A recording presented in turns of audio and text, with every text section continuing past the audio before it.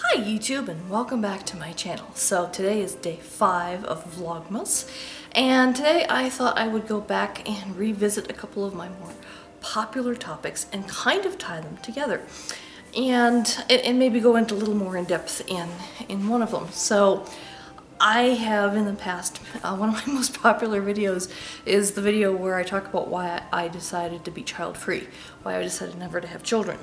And I have a few videos on being child-free, and then I also have made a few videos about being genderqueer and coming out as genderqueer earlier this year, and the fact that I identify as bigender, which confuses the heck out of a lot of people.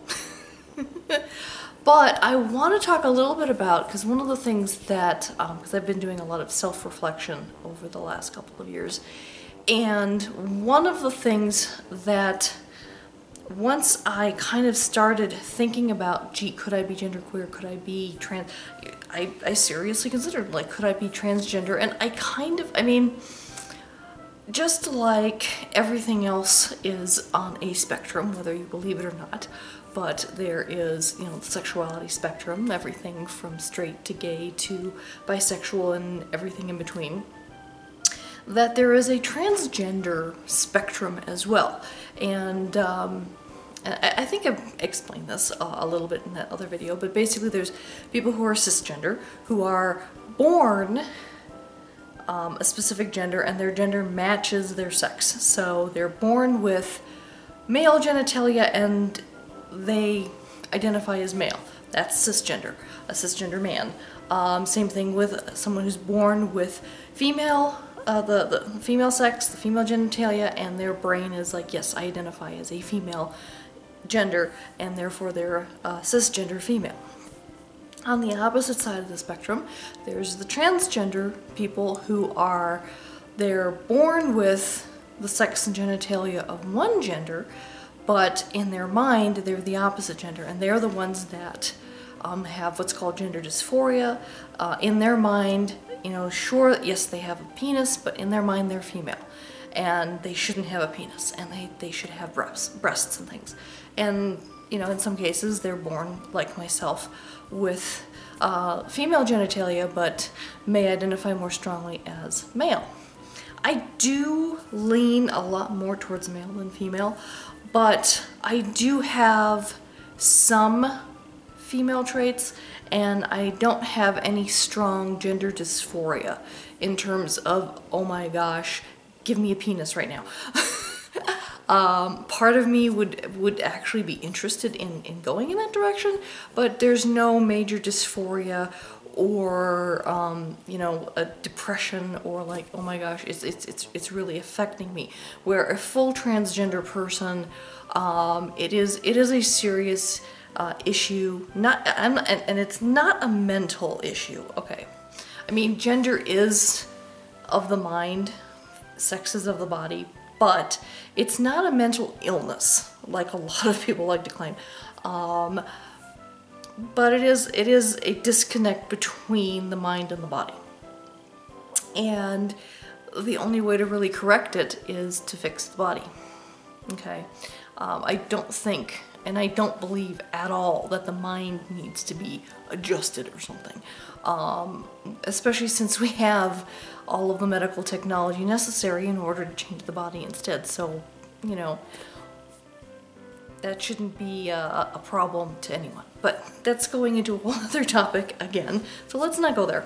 But anyway, so that's the two ends of the spectrum, and in between fall people like myself who kind of have both traits to some degree, or there's also people who are intersex. So people who have either bits and pieces of both genitalia, or, I mean, there's 17 different flavors, if you will, or 17 different kinds of intersex that you can be born with. I mean, I think there's like XXY and XYY, and those are just two kinds. And like I said, there's like 17 different genetic things that people can be formed with, and that make them neither male or female, or both male and female, or you know, it just all sorts of things. And so they kind of fit in the middle of all that, as well as someone like myself, where my body, physically, I don't have any chromosome issues. I don't have any physical things where I'm intersex or anything like that. But in my mind, my brain is like, no, you're kind of a little bit of both. But like I said, I always have leaned more strongly towards the male. And I was socialized very heavily as female, even though I really struggled with that for a long time. And by discovering of myself that, you know what, I am on the transgender spectrum, I am genderqueer, I am bigender, that all of a sudden a lot of things in my life just became more clear. It just made more sense in terms of how I react to things, in terms of how I just have lived my life and the choices I've made in my life. And trying to pigeonhole myself into what society has expected of me because of what I was born with between my legs, it did cause some kind of a disconnect between who I really am and what I was trying to be perceived as, because I was told I needed to be perceived that way. A few small examples before I get into the big one, into the connection with Childfree. But for example, purses. I don't get purses. They are so clunky, they're so clumsy. I have no need to carry around all this stuff. They always fall off my shoulder. I don't know how women keep purses on their shoulders. You know, except for like if you do like the over the head and strap it across. But then that always makes a crease between your breasts, and that's unseemly and ugh. So I hate purses, always have. So what do I carry in my back pocket? This. It's my cell phone wallet. It's got a couple of debit cards, a credit card, business cards in here, and that's, besides my keys and my phone, that's all I need. I don't need a purse. Stick it in my back pocket. Now, I wish I had a more androgynous body so that I could wear men's jeans, because female jeans, I'm sure that there's been memes out there like crazy about how ridiculous the pockets are in women's jeans. They are so small, they're getting smaller all the time. Every time I buy new jeans every few years, the pockets are smaller. I mean, it's almost like all you can put in there is a chapstick and a couple of quarters, and that's like, you're not supposed to carry anything in your pockets or something, which is so ridiculous. It's very frustrating. And I wish I wasn't quite so curvy, because I can't. I've tried fitting into men's jeans, and I'm too curvy for them, unfortunately. So there's no way to hide my femininity. I mean, I can cut my hair, I can wear a binder, which I'm wearing right now. I can do those little bit of things, but other than that, I have a very feminine body, and there's not much I can do about it right now. Whether or not I could get a lot of change out of taking testosterone, which I have considered doing, and I may or may not talk to a doctor about. I don't know if I will, but it is something that I keep thinking about. Like going on testosterone, getting a mastectomy, and then I have wanted a hysterectomy for decades now. Do you think I could get one? No. The fact that I was able to get a tubal ligation was one thing. I'm very grateful for my one doctor, and the only reason why I was able to talk my doctor into it is because I had a fast-growing dermoid on one of my ovaries, and they had to remove the entire ovary, and I was like, oh, since you're in there, would you mind? And so I only have one ovary anyway, and I had a tubal ligation on that side. They didn't obviously need to do it on the other side. So, but I still have, you know, the monthly visitations, and we'll leave it at that. But, and I just, you know, I know I'm not the only person who hates those damn things, but I hate them. And my menopause isn't starting anywhere near fast enough for me. I'm 46 now. I know some people think you're too young, but I've been told that I should probably enter early menopause because I only have the one ovary, and you hit menopause when you run out of eggs. Like, shouldn't I have run out of them by now since I lost half of them when I was 28? You'd think I'd be done by now, but no. So I would love to get that done, and by removing my breasts and that, it would also significantly decrease my chances of certain cancers. And I have a lot of problems with my breasts anyway. I have fluid-filled cysts, I have fibroids, I've got all this, I just, like, nobody can touch them, they hurt, it's a bad thing. And so I would just like to get rid of them. And I don't need any reconstructive nothing, that's, you know, I don't need the plastic surgery to rebuild anything. I'm just, flat would be just perfectly fine for me. So, but then if I do all that, I might as well try taking testosterone and seeing how that goes, and maybe I can get some redistribution of things in my body, and maybe I could wear men's jeans finally, and could finally have pockets and things. That would be wonderful. I mean, I've lived this long as female, as if I'm bi gender, it's like, okay, I've done the female thing, let's do the male thing for the rest of my life. I mean, it's not like I have, and some people would say, oh, well, you know, wouldn't that cause you to have problems finding another partner in the future? I'm like, I don't want one. I'm perfectly fine being completely on my own. I have friends, I have family, I have puppy dogs. I'm good. I kind of been there, done that with the long-term relationships and marriage and everything else, and I'm just kind of done with all that. You know, maybe I'll find someone in the future, maybe I won't, but right now I'm just really done with it. And before you ask, if I changed my gender to male, no, I'm not going to start dating females. This is one thing that people seem to really struggle with, is if you are born with a female body. So I'm going to use myself as an example here. If you're born with a female body, and therefore, and you're born with a female body and you're attracted to the opposite sex. So I'm talking just biological sex here, not gender. So I am of the female gender and I am attracted to the male, sorry. I am of the female sex and I'm attracted to the male sex. And so because of that, I am classified as straight. Because I'm attracted to the opposite gender.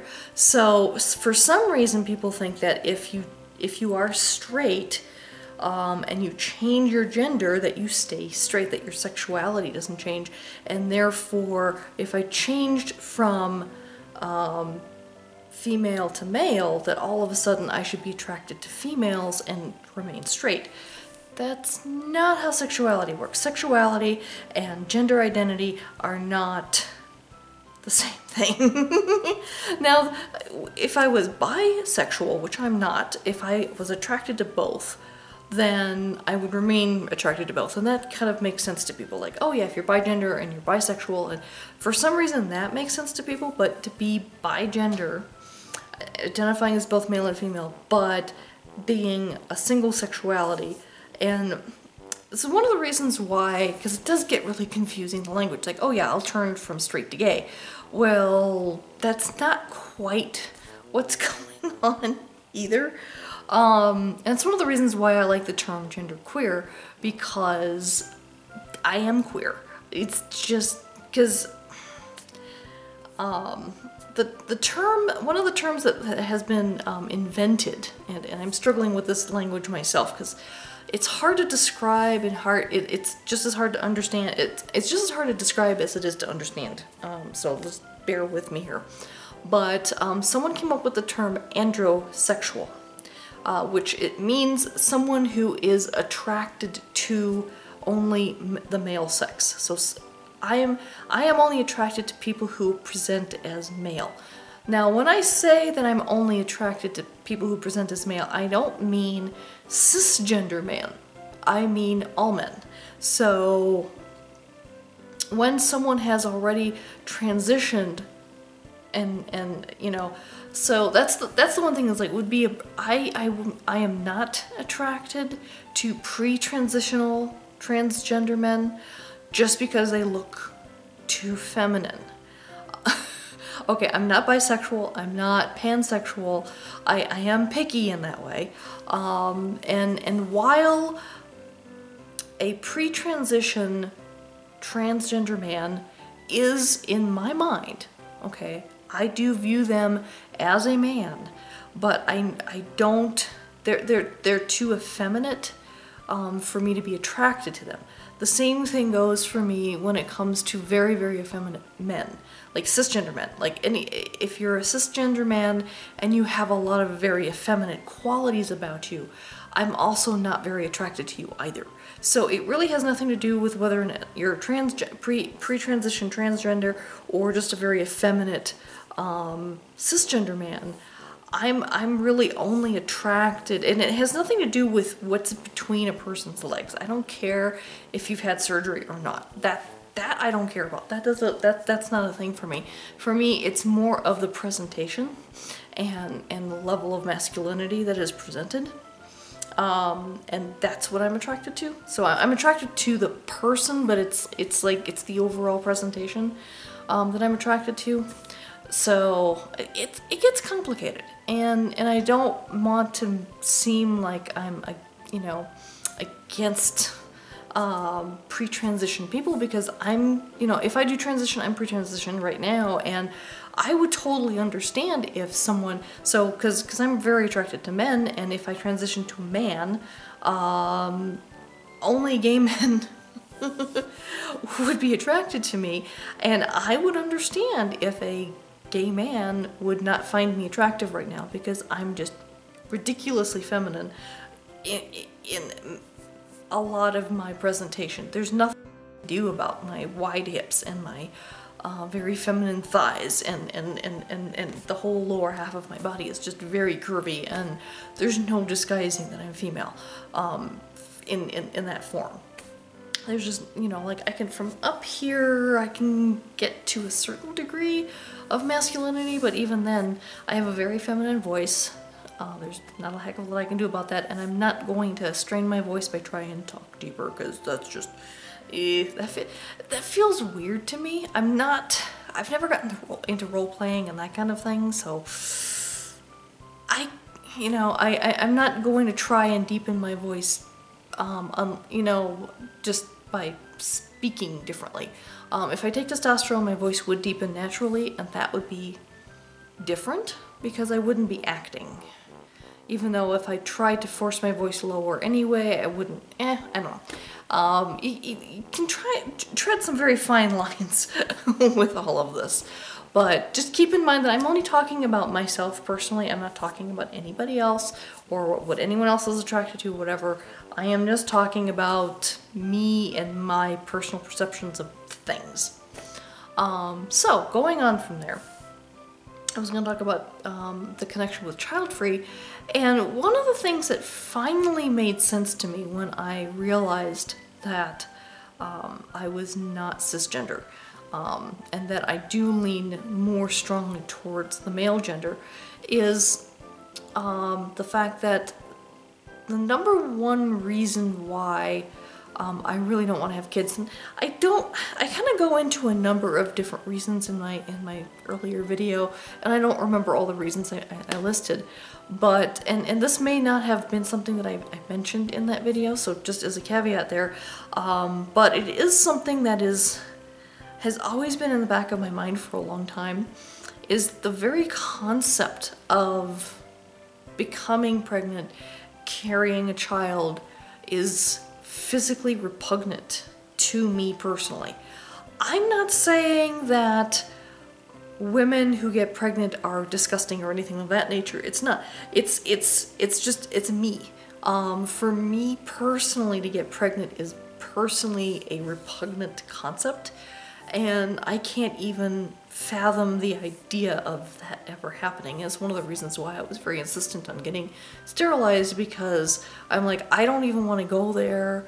And beyond the whole idea of like, gee, do I keep the child? Do I give the child up for adoption? Do I have an abortion? All the complications that would come with getting pregnant.